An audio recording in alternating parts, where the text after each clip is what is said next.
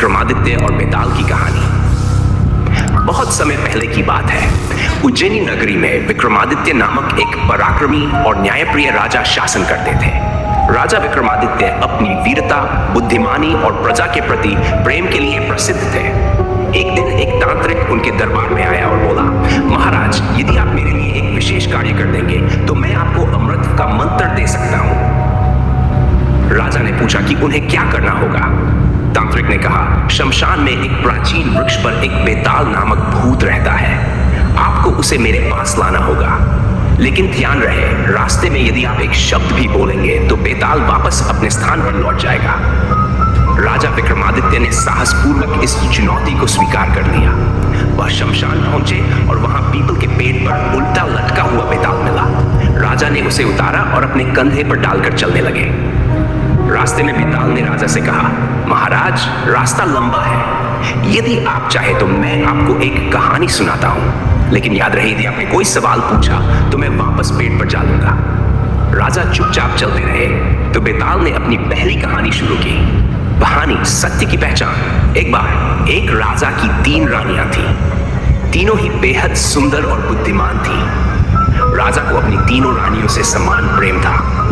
एक दिन राजा ने सोचा कि वह देखे कि उसकी तीनों रानियों में सबसे ज्यादा उसे कौन प्रेम करती है। राजा ने अपनी मृत्यु का नाटक किया।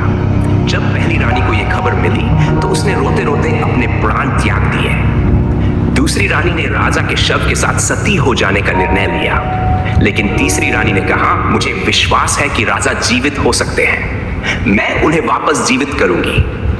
उसने एक वैद्य को बुलाया जो अपने ज्ञान के बल पर राजा को सच में जीवित कर देता है। इतना कहकर बेताल ने राजा विक्रमादित्य से पूछा, महाराज, बताइए कि तीनों में से किस रानी का प्रेम सबसे बड़ा था। राजा ने कहा, जिस रानी ने राजा को जीवित करने का प्रयास किया उसी का प्रेम सबसे सच्चा था, क्योंकि वह केवल दुख में डूबने के बजाय राजा की भलाई के लिए कुछ करने को तैयार थी। ये सुनते ही बेताल बोला, राजा, आपने उत्तर दे दिया, इसलिए अब मैं वापस जा रहा हूं। इतना कहकर बेताल उठकर वापस पीपल के पेड़ पर जा बैठा। राजा विक्रमादित्य फिर उसे पकड़ने गए। इस तरह राजा और बेताल की कई कहानियां सामने आई, जिनमें से हर एक कहानी में कोई न कोई महत्वपूर्ण सीख छुपी थी। सीख: सच्चा प्रेम वही है जो दुख में सहानुभूति जताने के बजाय समाधान निकालने का प्रयास करे। ये कहानी बेताल पच्चीसी की उन कहानियों में से एक है जिनका हर प्रसंग जीवन को समझने का मूल्यवान पाठ देता है। दूसरा पार्ट। राजा विक्रमादित्य ने एक बार फिर बेताल को पकड़कर अपने कंधे पर रखा और श्मशान की ओर चलने लगे। रास्ते में बेताल ने एक और कहानी सुनानी शुरू की। कहानी 3 ब्राह्मणों की विचित्र परीक्षा। किसी नगर में 3 ब्राह्मण भाई रहते थे। तीनों ही बहुत जानी थे और अपनी अपनी विद्या में माहिर थे। एक दिन वे तीनों एक जंगल में गए।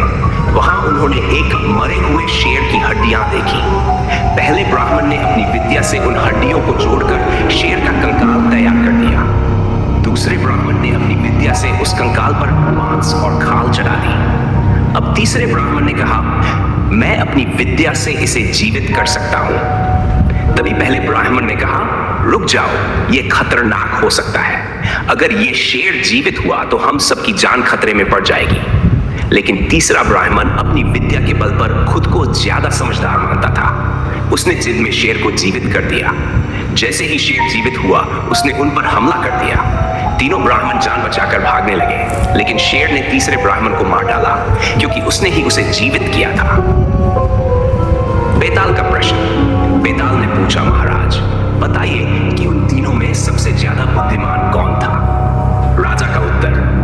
राजा विक्रमादित्य ने उत्तर दिया, पहला और दूसरा ब्राह्मण तो अपनी विद्या का सही उपयोग कर रहे थे, लेकिन तीसरा ब्राह्मण अहंकार में अपनी बुद्धि का गलत उपयोग करने लगा, जिससे उसका नुकसान हुआ। इसलिए सबसे बुद्धिमान वह ब्राह्मण था जिसने तीसरे ब्राह्मण को रोकने की कोशिश की थी। बेताल ने राजा का सही उत्तर सुनते ही कहा, महाराज, आपने सही उत्तर दिया है, लेकिन आपने मुंह खोल दिया, इसलिए मैं फिर लौट रहा हूं।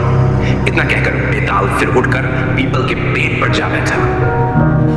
सीख: ज्ञान का सही उपयोग ही सच्ची बुद्धिमानी है। अहंकार में किया गया कोई भी कार्य विनाश का कारण बन सकता है।